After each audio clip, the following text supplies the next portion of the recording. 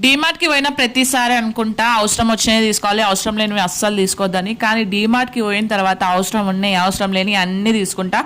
అప్పుడే బిల్లు భారీగా అవుతుంది. మేము ఎప్పుడైనా సరే ప్రతి నెల గ్రాసరీస్ తీసుకోవడానికి డీమార్ట్కే వస్తాం.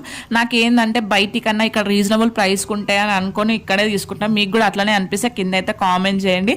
అంతేకాకుండా అన్ని వస్తువులు ఇక్కడే ఉంటే మనకు తీసుకోవడానికి కూడా ఈజీ ఉంటుంది అనిపిస్తుంది. ఇంకా నేను, మా ఆయన, మా అశ్విక్ అయితే వచ్చినాం. మా పెద్దోడు ఇంట్లో వండుకున్నాడు. వాడు వస్తే రచ్చ రచ్చ చేస్తాడు. నా పనిలో నేనుంటే వాళ్ళ పనిలో వాళ్ళు ఉన్నారు. చక్కెర బుక్కుకుంటా, పప్పులు బుక్కుకుంటా.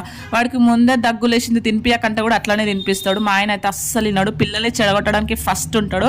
ఇంకా పిల్లలకి కూడా బొమ్మలు తీసుకుంటున్నాడు. ఇంట్లో ఆల్రెడీ మస్తు బొమ్మలు ఉన్నాయి, వద్దంటే కూడా అస్సలు విన్నాడు. వాళ్ళకి బొమ్మలు తీసుకునేదాకా అస్సలు వినలేడు. నాకు ఒక డ్రెస్ ఇప్పి అంటే మస్తునే నీకు ఇంట్లో ఎందుకు అని అంటాడు. పిల్లలకైతే అస్సలు ఆలోచించాడు. నా విషయంలో చూడండి ఎంతగానో ఆలోచిస్తారు. ఈ మొగుళ్ళందరూ ఇంతే ఉంటారా? కింద కామెంట్ చేయండి.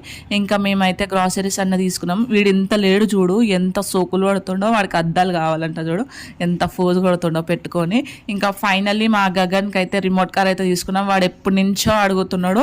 చూసారు కదా ఎంత సామాన్ తీసుకున్నామో, ఏం తీసుకోవాలని వచ్చినామో అంతకన్నా ఎక్కువ తీసుకున్నాము. మా బిల్ ఎంత అయింది అనుకుంటున్నారో కింద అయితే కామెంట్ చేయండి. కామెంట్ చేసిన వాళ్ళని పిన్ చేస్తాం.